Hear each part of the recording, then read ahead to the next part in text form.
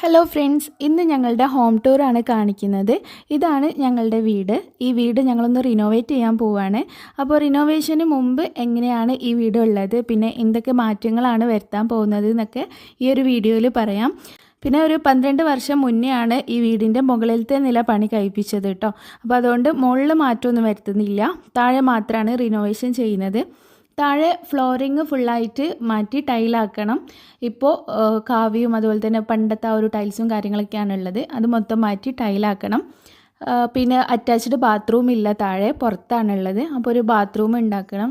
പിന്നെ കിച്ചണും വർക്ക് ഏരിയയും സെപ്പറേറ്റ് ആയിട്ടുള്ളത് ഒറ്റൊരു കിച്ചൺ ആക്കണം. അങ്ങനെയുള്ള പണികളാണ്. കിച്ചണിലാണ് കൂടുതൽ വർക്ക് ഉള്ളത് കേട്ടോ.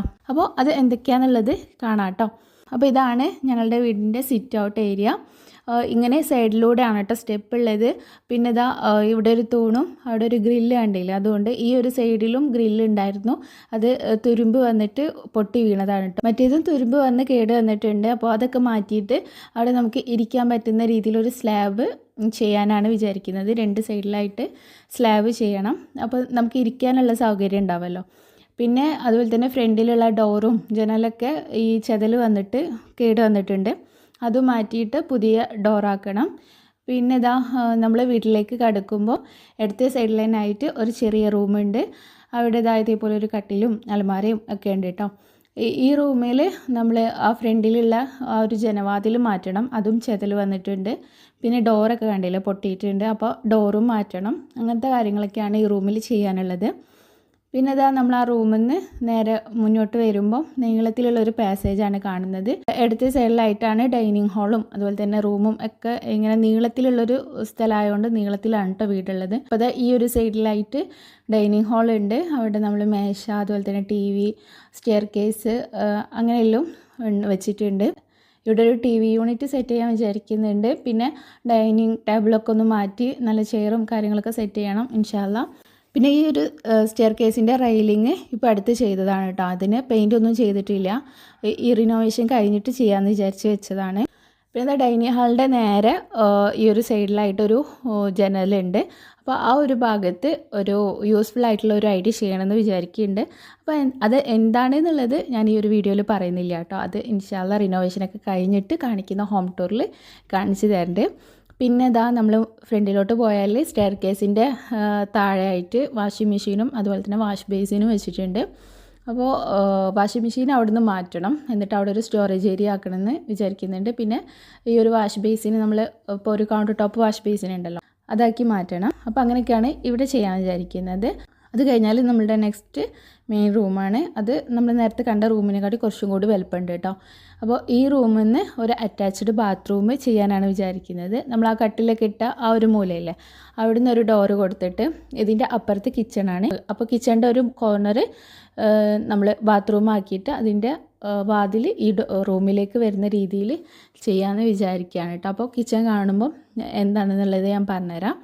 അപ്പോൾ ഈ റൂമിൽ നിന്ന് നമ്മളിതാ ഇങ്ങനെ നേരെ വരുമ്പോൾ കാണുന്നതാണ് കിച്ചണ്. ഇത് ഫസ്റ്റ് കിച്ചണാണ്. അപ്പുറത്ത് ഒരു വർക്ക് ഏരിയ ഉണ്ട് കേട്ടോ. അപ്പോൾ ഇതാ ഇവിടെ ഇങ്ങനെ L ഷേപ്പിൽ ഒരു കൗണ്ടർ ടോപ്പ് ഉണ്ട്. പിന്നെ മുകളിൽ റാക്ക് ഉണ്ട്. ഈ സൈഡിൽ ഇങ്ങനെ തട്ടൊക്കെ വെച്ചിട്ട് അവിടെയാണ് നമ്മൾ ഈ ടിന്നുകളൊക്കെ വെക്കൽ. അപ്പോൾ റിനോവേഷൻ സ്റ്റാർട്ട് ചെയ്യാൻ പോകുന്നതിനെ കൊണ്ട് എല്ലാം നമ്മൾ സാധനങ്ങളൊക്കെ ഒഴിച്ചതാണ് കേട്ടോ ഒരുവിധമൊക്കെ. ഇനി ഒഴിക്കാനുണ്ട്. അപ്പം ഒരു ഫിൽറ്റർ വെച്ച ആ ഒരു ഭാഗം നമ്മൾ വാതിലിൻ്റെ അവിടുന്ന് ആ ഒരു ഭാഗത്തേക്കാണ് ബാത്റൂം വരിക. പിന്നെ ഇതാ ഈ ഒരു ഭാഗത്ത് ഫ്രിഡ്ജ് അതുപോലെ തന്നെ 2 റാക്ക് ഉണ്ട്. പിന്നെ ഒരു അലമാരയുണ്ട്. അലമാരയിലാണ് പ്ലേറ്റ് അതുപോലെ തന്നെ അങ്ങനെയുള്ള കുറച്ച് എക്സ്ട്രാ പാത്രങ്ങളൊക്കെ ഉണ്ടാവില്ല, അതൊക്കെ വെച്ചിട്ടുള്ളൊരു അലമാരയാണത്. അപ്പോൾ ഈ ഒരു സൈഡിൽ കാണുന്ന ഈ നേരെ കാണുന്ന ഈ ഒരു വാളുണ്ടല്ലോ, ആ വാൾ ഒഴിവാക്കിയിട്ട് ഈ ഒരു കിച്ചണും വർക്ക് ഏരിയയും ഒറ്റൊരു കിച്ചണാക്കാനാണ് വിചാരിക്കുന്നത്. കാരണം ഇപ്പോൾ ഇതാ ഇങ്ങനെ നമ്മൾ ഈ കിച്ചണിൽ നിന്ന് വർക്ക് ഏരിയയിലേക്ക് ഇങ്ങനെ വളഞ്ഞ് തിരിഞ്ഞ് പോകണം. അപ്പോൾ നമ്മളിപ്പോൾ കുക്ക് ചെയ്യുന്ന സമയത്ത് ഫ്രിഡ്ജിൽ നിന്ന് എന്തെങ്കിലും എടുക്കാനൊക്കെ ആണെങ്കിലൊക്കെ ബുദ്ധിമുട്ടാണ്, ഇങ്ങനെ വളഞ്ഞ് തിരിഞ്ഞൊക്കെ കുറേ നടക്കണം കേട്ടോ. അപ്പോൾ ഇതാണ് ഇപ്പോൾ ഉള്ള വർക്ക് ഏരിയ. ആ ഒരു നേരെ കാണുന്നത് ആലുവ അടുപ്പാണ്. അപ്പോൾ അതിപ്പോൾ ഉപയോഗിക്കാത്തതിനെ കൊണ്ട് അതിൻ്റെ മുകളിൽ ഗ്യാസ് അടുപ്പ് വെച്ചതാണ്. അപ്പോൾ ഇനി ചെയ്യുമ്പോൾ ആ ഒരു ഭാഗത്താണ് ബാക്കിലോട്ടേക്കുള്ള ഡോർ വരിക കേട്ടോ. ആ ഒരു അടുപ്പ് ഒഴിവാക്കിയിട്ട് അവിടെ നിന്നാണ് പുറത്തേക്കുള്ള ഡോറ് വരിക. ആ ഒരു മൂലയിൽ തന്നെ വാഷിംഗ് മെഷീൻ വെക്കാനുള്ളൊരു സൗകര്യം ചെയ്യണം. അപ്പോൾ ഇതാണ് നമ്മളുടെ ഇപ്പോഴുള്ള വീട്. അപ്പോൾ ഇൻഷാല്ലാ ഇതിൻ്റെ റിനോവേഷൻ വർക്കൊക്കെ കഴിഞ്ഞിട്ടുള്ള ഹോം ടൂറും കിച്ചൺ ടൂറും ഒക്കെ ഞാൻ അപ്ലോഡ് ചെയ്യുന്നുണ്ട്. അതുപോലെ തന്നെ റിനോവേഷൻ വർക്ക് നടക്കുന്ന സമയത്ത് ടൈല്, അതുപോലെ തന്നെ കിച്ചൺ സിങ്ക്, വാഷ് ബേസിന് അങ്ങനത്തെ ഒക്കെ സെലക്ട് ചെയ്യുന്ന സമയത്തും അതൊക്കെ ഞാൻ നിങ്ങളുമായിട്ട് ഷെയർ ചെയ്യുന്നുണ്ട് കേട്ടോ.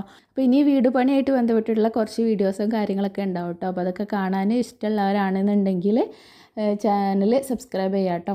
അതുമാത്രമല്ല നമ്മൾ വീട്ടിലേക്ക് പാത്രങ്ങളും അതുപോലെ തന്നെ പുതിയ സാധനങ്ങളൊക്കെ വാങ്ങുമ്പോൾ അതൊക്കെ നിങ്ങളായിട്ട് ഷെയർ ചെയ്യുന്നുണ്ട്. അപ്പോൾ അതൊക്കെ മിസ്സാവാതെ കാണാൻ വേണ്ടിയിട്ട് ചാനൽ സബ്സ്ക്രൈബ് ചെയ്ത് വെക്കാം കേട്ടോ. അപ്പോൾ ഇതുപോലുള്ള വീഡിയോ ആയിട്ട് വീണ്ടും വരാം. അതുവരെ ബൈ.